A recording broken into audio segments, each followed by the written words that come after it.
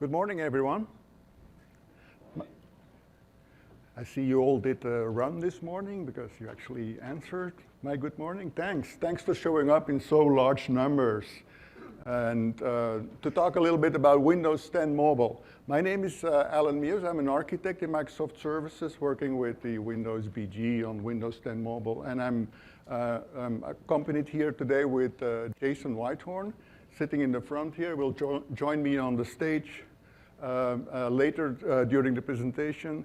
He's actually a partner software engineer manager in the Windows operating system group, or the Windows and devices group, as we call them these days, right? So let's talk about Windows 10 Mobile, Windows 10 for mobile devices. This is not the session you intended to follow. Now it's the time to go to your own session, but I think most of you are here for this story. Let's talk about Windows 10 Mobile, and obviously I'm probably not the first one talking to you about digital transformation. Mobile is a big part of digital transformation, right? Companies like Uber, etc. wouldn't be here if there wouldn't be mobile devices around where people could actually order a real ride to some place as such. So it's a real thing to happen, as mobile is a really big part of that. Windows 10 is our family, if you want, is the one operating system, and Windows 10 Mobile is a part of that. And Windows 10, our investments for business customers like yourselves and like your customers is really focused at making sure we have a device that is more personal, or a operating system that allows to build devices that are more personal, that are trusted, secure. Security is a really big point these days for most companies, and that deliver the productivity that the users, being it a information type user or being it a task-based worker, need to be productive for their company and drive the business for the company. Obviously, we are developing Windows 10 Mobile for an ecosystem of device vendors that will bring and are bringing devices to the market today that run the mobile operating system based on the ARM architecture across the board. Now, are we really committed to Windows 10 Mobile? We all know that there are lots of rumors in the market that Microsoft is going away from Windows 10 Mobile. And the answer is very clearly, yes, we are committed to the Windows 10 Mobile operating system, to building this operating system for device manufacturers so they can build these great, innovative devices for all kinds of productivity and business uses. For those who can't find a seat, there is more seats over here on the left side. And so, commitment to Windows 10 Mobile is for us a really important point to stress these days in the context of the rumors in the market as such.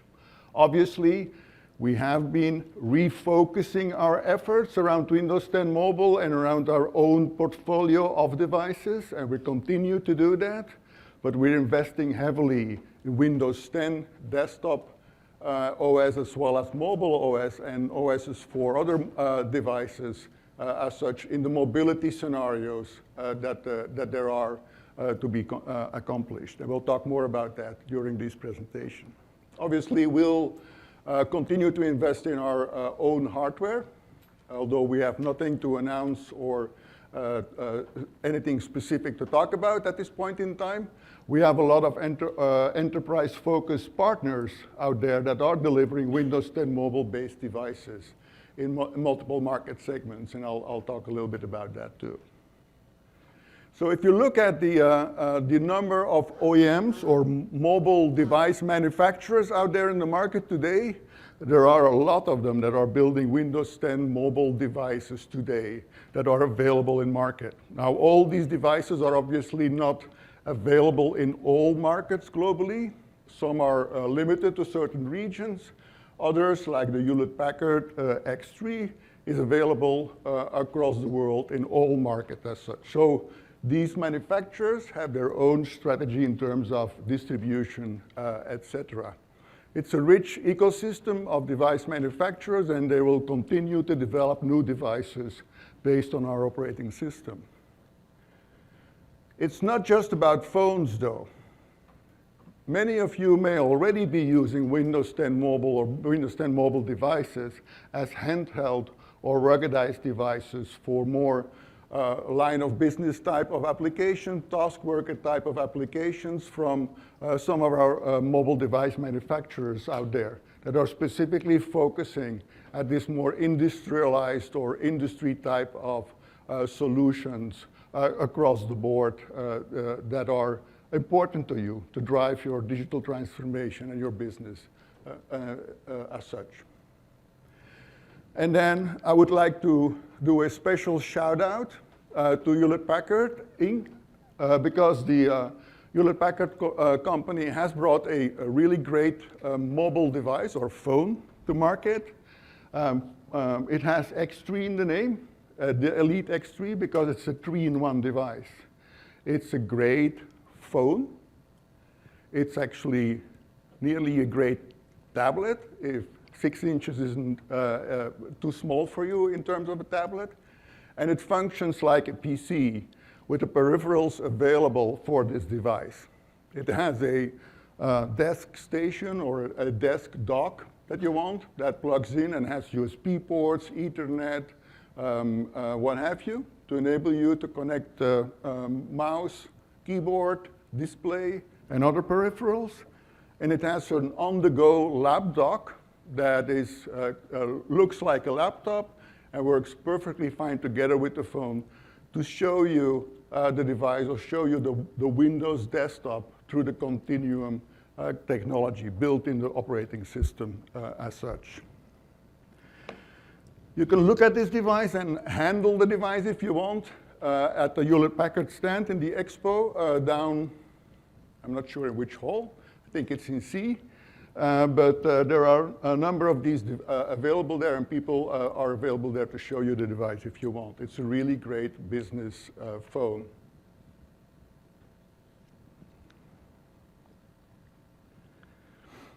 Now, in this ecosystem of devices that we have out there from these manufacturers, the first thing that is unique or differentiating for Windows 10 mobile operating system and these devices is that they deliver a more personal experience. Personal experience for business users, meaning Office 365 or the Office applications, Outlook, calendaring, all those things are built in and are coming with the device. They get updated separately from the OS, but they have all these tools available in the device itself without you having to install them. You can manage the applications, you don't have to install them. You have a great mobile browser with Edge. You have great functionality in terms of functioning or using the device as a PC with Continuum as such, delivering a desktop experience with mouse, keyboard, and the screen. And you have all that you need to put Cortana to work on the device to help you search, find, and schedule all kinds of tasks and information that you want. Obviously, running universal Windows platform apps available for desktop, laptops, PCs, HoloLens, Hub, etc. So a number of these applications are available from third parties as well as from ourselves in the store or the Windows store for applications. The business applications are all built in, and you have the same experience on your device using Continuum, using the device as a handheld device, as you have on your desktop. You can edit, review, annotate, etc., Word, Excel, PowerPoint, OneNote documents. You can view documents using the browser, including PDF documents, because Edge supports PDF viewing and reading as such. You have all the tools built into the operating system, and they're always the newest because they get updated by the Windows Store as such. You have the Outlook and calendaring functionality that you're accustomed to and that your users are accustomed to from their desktop use, as well from a typical Windows Office environment that you may have on your desktops across the company itself, and connects easily to your Office 365 or your on-premises Exchange, SharePoint, etc., to deliver documents and email to them so they are more productive and can work and collaborate together. Continuum is obviously very unique to Windows 10 mobile devices. Continuum really delivers a desktop experience. It's obviously not the desktop that we're used to on a PC. It is a desktop that runs universal applications across the board and requires universal applications to view them and use them on a larger screen as such. Most of the Microsoft built-in applications are applications that fully support a Continuum environment, so that can be used on a larger screen, on the go, or even in the office. With the anniversary release of Windows 10 desktop, we now also have the PC Connect application in the operating system that enables every user to connect his Windows 10 mobile phone directly to his desktop wirelessly, so they can view what is on their phone and use the desktop on their phone. They can use this on the go to do presentations from their phone.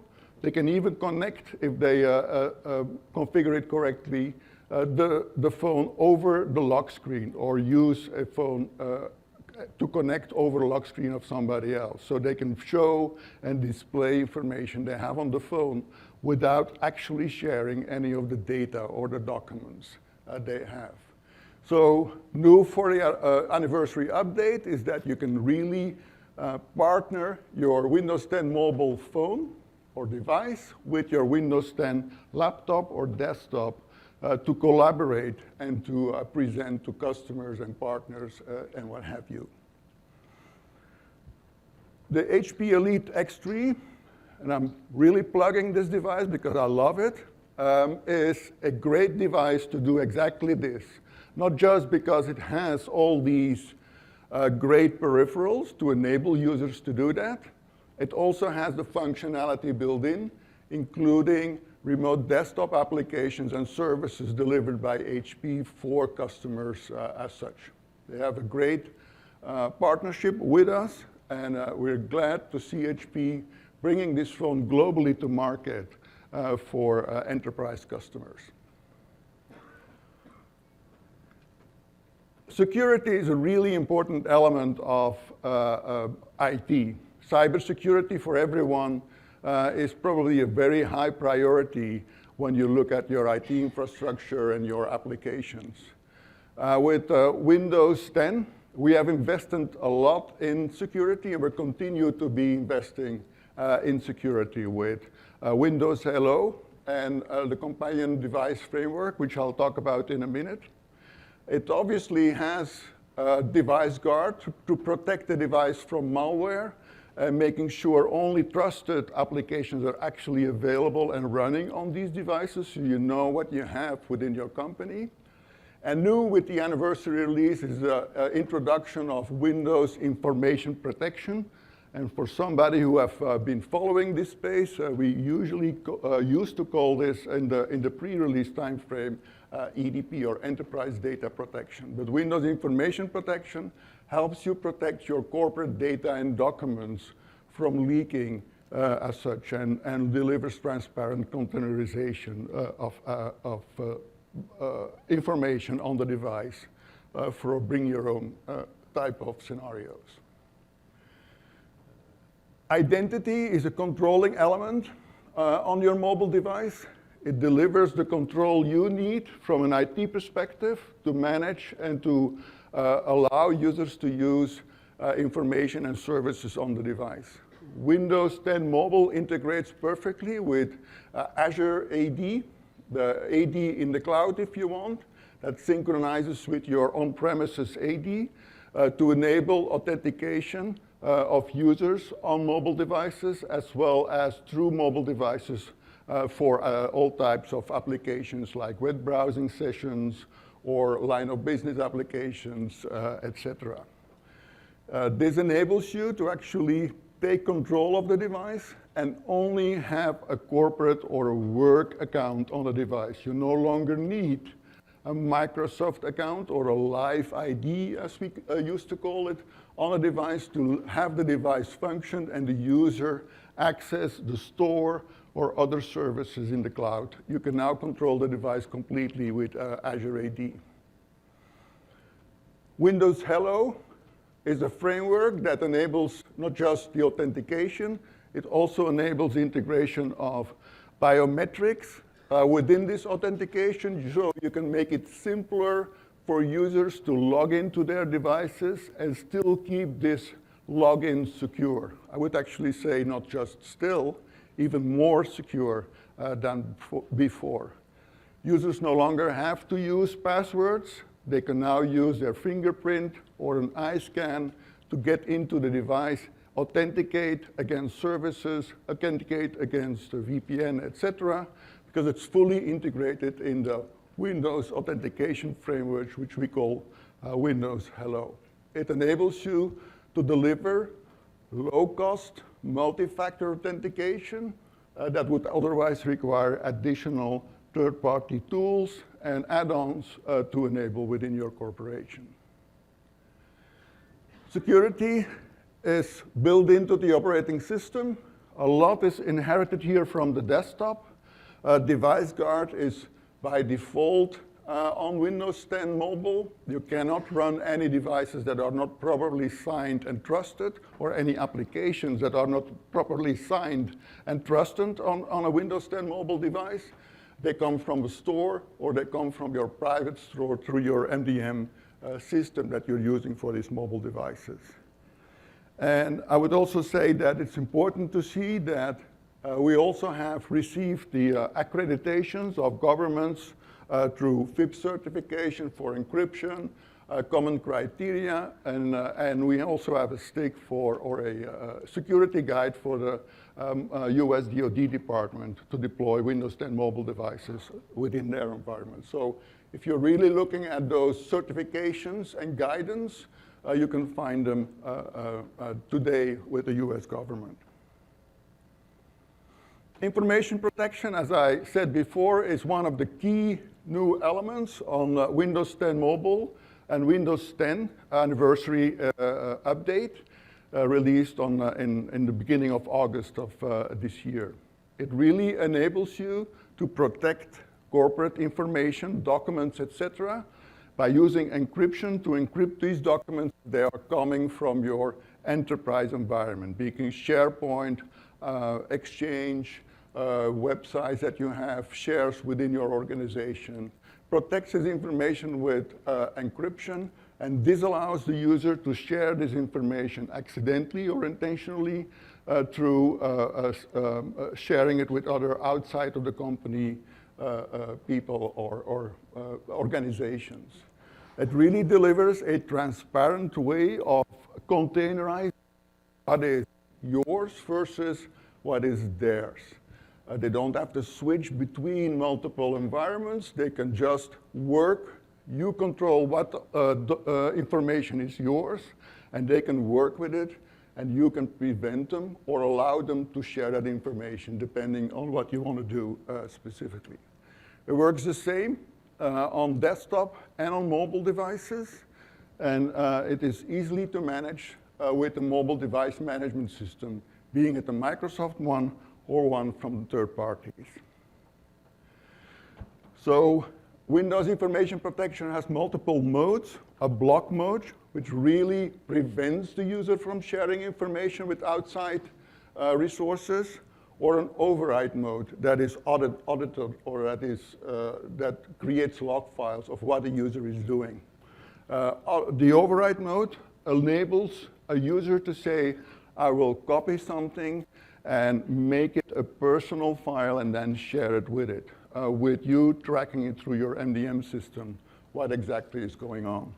So when a user has all these trusted applications from an office environment on his device, and receives an email with an attachment, they can open the attachment because the trusted Excel will know about the encryption and will be able to decrypt that data. If the user tries to copy data from the Excel file into a personal application, any personal application that you have not designated as being a trusted one, the copy will be prevented or will be logged as such. If they will copy something from Excel to Word, they can just do what they always have done, be productive, collaborate with colleagues, etc., in a trusted environment. But the moment they want to save documents to an outside store, the documents will be encrypted and will not be decryptable by anybody but these specific users who saved the document there. Obviously, when they save a document to your corporate environment, the document will be decrypted and saved unencrypted so other users can actually use it. So, for example, on a OneDrive for Business, they can save it there, they can save it on a SharePoint, it will not be encrypted so other employees can actually access it. So very transparent containerization of information with the IT department in control over how it works, what policies are set on those, etc. VPN is also our kind of forward-looking remote access solution within Windows desktops and within Windows Mobile. And we have greatly extended our reach with VPN. We have now across the board application-specific VPN. So a VPN will be fired up whenever an application needs access to a certain information store or etc. resource within your network. If you want, you can have an always-on VPN that sends all the traffic to your network so you can filter it and inspect it any way you want. The VPN infrastructure is not just supported by Microsoft VPN backends, but also by a lot of third parties. Think about Cisco and F5 and Juniper, etc., from a VPN's perspective. Same for PC and desktop. A lot of this stuff is the same for the PC and the desktop. So if you deploy policies and configuration profiles, you can actually use them for desktops as well as for PCs. So desktops could be tablets, etc., that are being used mobile. Could even be bring your own PCs that are running Windows 10. From a more productive perspective, we're trying to make you more productive. As IT professionals in your organization, you have all things to worry about, and we want to make it as simple as possible. The first thing was what I just talked about. Make sure you can do the same thing on a phone as you can do on a PC. Very similar things, and have a one integrated mobile device management infrastructure for your devices within the company. We are delivering Azure Active Directory for identity management with automatic MDM enrollment through Azure Active Directory, so you have always control over these mobile devices. We enable you to do dynamic provisioning with provisioning packages that are easy to create with Windows Imaging and Configuration Designer. And obviously, the data protection infrastructure is all MDM based. Another feature that we're really excited about is Proximity Connect. Right now, you can use Continuum both in a wired dock scenario and also wirelessly. But in future releases, you'll be able to use it with Proximity Connect, which means that you have the device in your pocket or in your bag. You walk up to a wireless docking station, it recognizes that you're there, and you can immediately go to work. We're also adding increased customization so that you can customize the start screen both on the phone and on the large screen, so that you can tailor each one to the way that you like to use the device. And finally, we're adding a whole slew of features in order to make that full screen experience more like using a PC. As Alan said, Continuum is all about universal Windows applications, and those are the applications which run on the device. But in future releases of Continuum, we're going to make that experience much more like a PC. You'll be able to hit the Windows button and type in the command that you want to run. You'll be able to pin apps to the taskbar and system tray, And most importantly, you'll be able to run multiple windows on the screen side by side, just as you would in a PC. Thank you. Appreciate the slow clap. So I have a couple of screens that I want to show you. These are actually mock-ups, but then I'll get to a video which show you some real working code. What you see on this one are a couple of updates to the way that the system runs in the shell. So you see that action center, a PC-like action center on the right side of the screen. You also see a system tray in the lower right-hand side, and you see some applications pinned to the taskbar on the bottom. In this next screen, you also see PC-like interactions with the applications. So here we'll be adding the ability to have context menus when you use the mouse, as well as PC-like notifications, which you see in the bottom right-hand corner. Now let me go ahead and start this video. What you're going to see in this video is multiple overlapping windows and some of the new shell interactions that we're just now adding. We'll go ahead and connect the device. It takes a few seconds for it to light up on the large screen.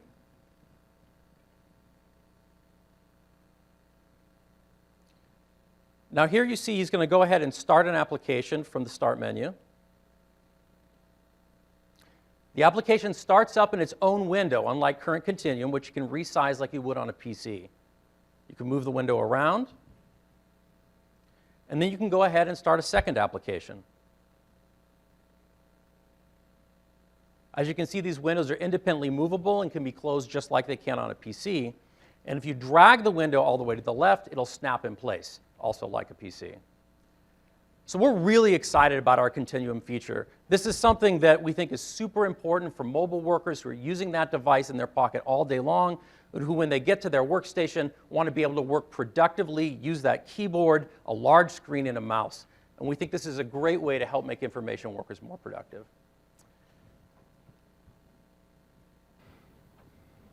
And that's it. So we hope that you've enjoyed our talk today on Windows Mobile. Please be sure to evaluate this session. Let Alan and I know what you like and also what you'd like to see us do differently next time. And with that, we'll go to Q&A.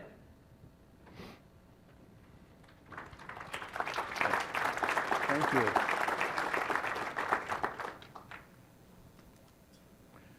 You have a question? So you didn't mention up there on your slides, but your video seems to show touchscreen interaction, right, with the second screen. So I'm guessing that's another part of the feature set. Yes, that's correct. If your hardware supports it and it provides touchscreen support, you'll be able to use that on the large screen.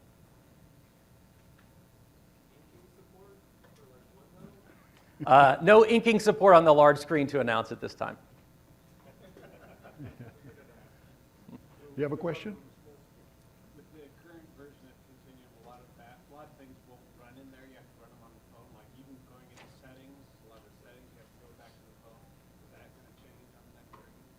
Yeah, I'll go ahead and repeat the question. So the question was, today when you use Continuum, not all of the applications, and in fact not all of the experiences in the phone run on Continuum on the large screen. That's correct, and we are on a long-term process of enabling more and more applications and experiences to run on the large screen. Other questions? Go ahead. The question was, what's the time frame on these updates? So I promised all of the teams that I talked to about this session today that I wouldn't specifically say when we would be shipping them. But these are all things that we are actively working on, and you can expect before too long.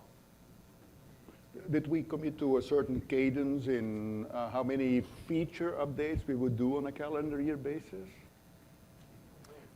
You mean as an operating system group? Right. We do 2 updates per year. That's what we plan for. But which of these features land in which updates, I really can't commit to right now. Yes? So going back to the previous question about enabling older applications to work in the Continuum space, with the new windowed environment, were you guys looking at investigating maybe still keeping those that aren't Continuum enabled but in their smaller windows and fixed size so that they can still be used without being updated? That's a great question. I don't have anything more to show you than what I showed you today. Okay. But we're definitely always looking for ways to maximize that large screen experience on Continuum. Okay. What about the inside of program? The question is, what about the Insider program?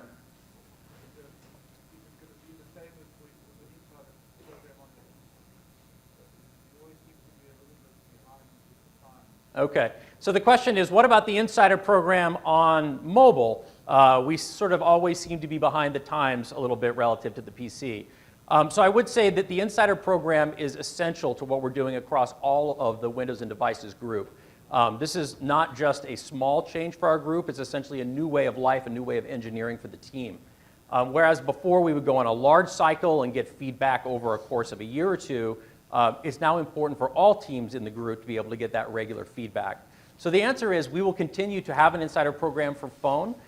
It'll be a little bit different from PC as it is today, but we're certainly always seeking to make that as quick as possible. This I will say, if you are an active user of the Insider program, you will start to see some of these features light up before too long. Yes? How is Microsoft using the Windows Phone internally? Oh, great question. This is my Windows Phone. The question is, how is Microsoft using the Windows Phone internally? The answer to that is that obviously internally we use, many of our employees have Windows Phone. A lot of our internal applications run on Windows Phone. But you also know that Microsoft produces applications for multiple mobile operating systems, and that's an important part of our strategy. So while I use a Windows Phone every day and many of the people around me do, it's also important that we have some other operating systems in-house as well, because we know that that's the way that our customers work also. Yes? One of the issues with Continuum, and particularly for enterprises, is we have a lot of line of business applications that are written for x86 processors and the Win32 API. And with Windows 10 Mobile only working on ARM, that sort of limits the usefulness in the enterprise of the Continuum features. I really want to use my phone, do all the things that I normally do during the day. I really need some access to those line of business applications. Okay. And your question is, how do we fix that? Yeah.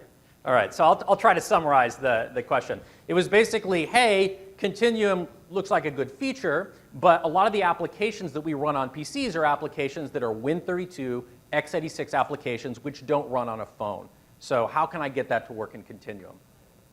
Well, the first thing that I'll say is that certainly that is true. Today, the applications that we run in Continuum and in general on the mobile device are those universal Windows platform applications. And we don't support Win32 applications on that device today. I would encourage you, I acknowledge that gap, I would encourage you to move your line of business applications to the new Universal Windows platform. However, I will say that you heard from Alan about Hewlett-Packard's solution.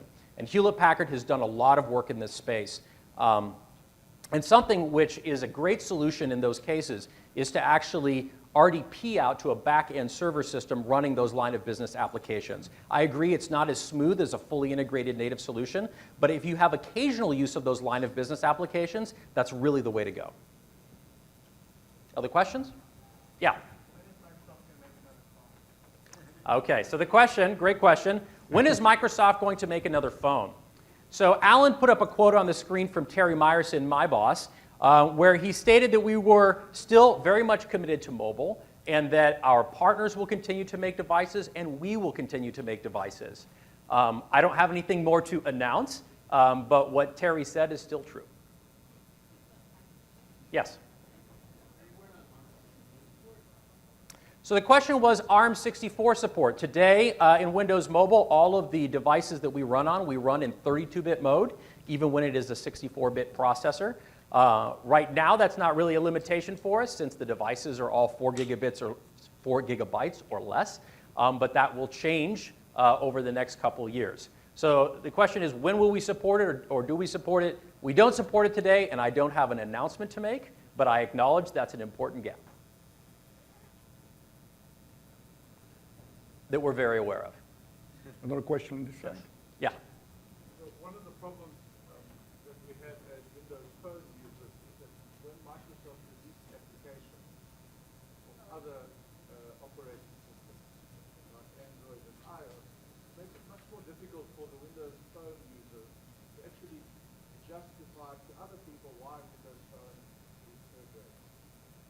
So why don't Microsoft announce the applications? I mean, like SharePoint Mobile, for example, is available on iOS and Android, but not on Windows Phone. And it makes it very difficult for a Windows Phone user to go to other people and say, this is a fantastic device. Right.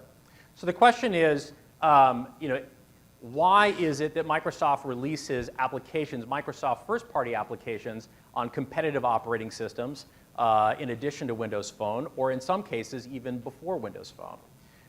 So the answer to that is really, I would sort of reference what I said before, which is that we recognize that in the IT industry, in the sort of computing public today, there are a lot of organizations which run a mix of PCs on the desktop and a variety of mobile operating systems. And it's important for Microsoft to support all of those operating systems. Even so, it's essential that we also support Windows Mobile. And so what you'll continue to see is us supporting multiple operating systems, but more and more making sure that the applications that we release run first and best on Windows Mobile. Yes?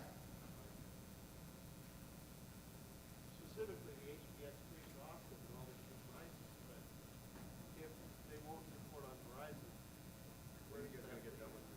Where does that lead? Great question. So I'll repeat that. I think the question was, hey, these features look great, but when can I get a new Verizon phone? Is that more or less paraphrasing the question? As Alan said, we don't have any hardware announcements to make other than what we've talked about already. But we do recognize that it's a gap, and stay tuned. Yes?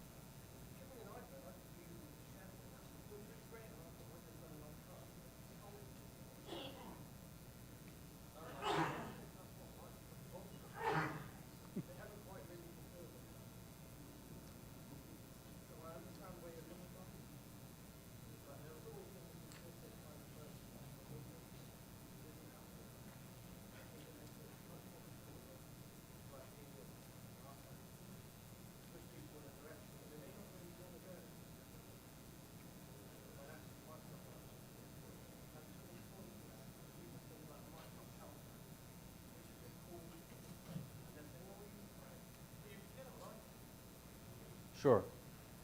So I'll try to kind of rephrase that as a question. The concern was similar to one raised before, which is, hey, it's fine that you have applications on other platforms, but there are cases where applications are released on other platforms before they're released on Windows Phone, and that makes it a little bit difficult if I've been in a position of arguing for Windows Phone.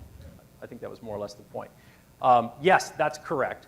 As I mentioned before, we do want the apps across all of the platforms, but we would love for the applications to always show up first and best on Windows. That hasn't been the case always, although it is often the case, and we are working to address those cases where it hasn't been the case. Yes? Is there any plan for supporting future voicemail independent from service providers, like beyond Verizon? You don't have to receive a voicemail. If you're not able to play it, you can get it. Compared to other iPhone, it's like independent from service providers. Got it. So the question was about visual voicemail. Today on Windows Mobile, we do offer visual voicemail aligned with certain operators and functionality which those operators provide. But the question was, would we offer a generic sort of operator-independent visual voicemail? And I have nothing to announce about that at this time. Yes? So the anniversary update was really disruptive for our third-party MDMs. And so I'm just wondering, how strong is that relationship between Microsoft and other MDM providers? Yeah, so the question was, the anniversary update was disruptive to his MDM, his provider. As Alan mentioned, we do work with a number of providers. And the question really is, how good is that working relationship? I would say that we do have a pretty open relationship with those providers, and we do provide early access, frankly, to any insider that provides a lot of the functionality, but of course, not all of that, since some of it comes late in the group in the engineering process. I would take that as feedback that we should do a better job, and I definitely take that feedback. Yes. So on the your desktop tablet side, from a corporate standpoint, we wanted to delay into a slower phase test our applications ahead of time. Is there any way on the mobile platform, other than say inside or trying to jump ahead of the release, that we can kind of, what the other gentleman was talking about, start to make sure that as these updates come out, that they're not going to impact goals that we currently have? Yes, you can. The way to do this is to upgrade your device to the Enterprise Edition, which you can do with an MDM or a provisioning package, and then apply deferral policies on the device. You can defer once we release the anniversary update, early August, I say, right? You can defer the update until we declare it CBB. Am I speaking Chinese if I say CBB? Because we have these acronyms. So the current branch for business, when we declare that, then your deferral will end, which is usually around 4 months approximately. And for a monthly update, a quality update, you can postpone them for 28 or 4 weeks on 15/11, and as of anniversary update, that becomes 35 days as such. So you have some time to, after we actually have released it, postpone the updates until you can test and then roll it out with your MDM. Go ahead. So given Terry Myerson's statements that you mentioned earlier and Microsoft's strategy in the mobile space, can you articulate what, from the Microsoft perspective, success would look like for the Windows mobile platform, say, a year from today, if that strategy is working? So the question was, given what Terry said, what would success look like in a year for Windows 10 Mobile? That's a great question. I don't want to set targets independently from what Terry has said. So I will only say this. Our desire in this space is that Windows Mobile remain the safest, most manageable, most deployable solution for organizations that are already Microsoft customers. And that is certainly our aim. We've said a lot more than that, and I won't replace that. But I would say that we definitely intend to do that, and you'll see that in the next year and in the years after that. Does that mean we're over time? We are over time. All right, we have time for one more question. Okay. Yes?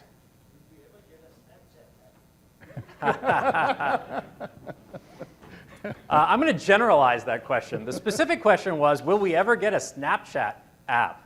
The first thing I would say is, please ask Snapchat, when will we ever get a Windows mobile application?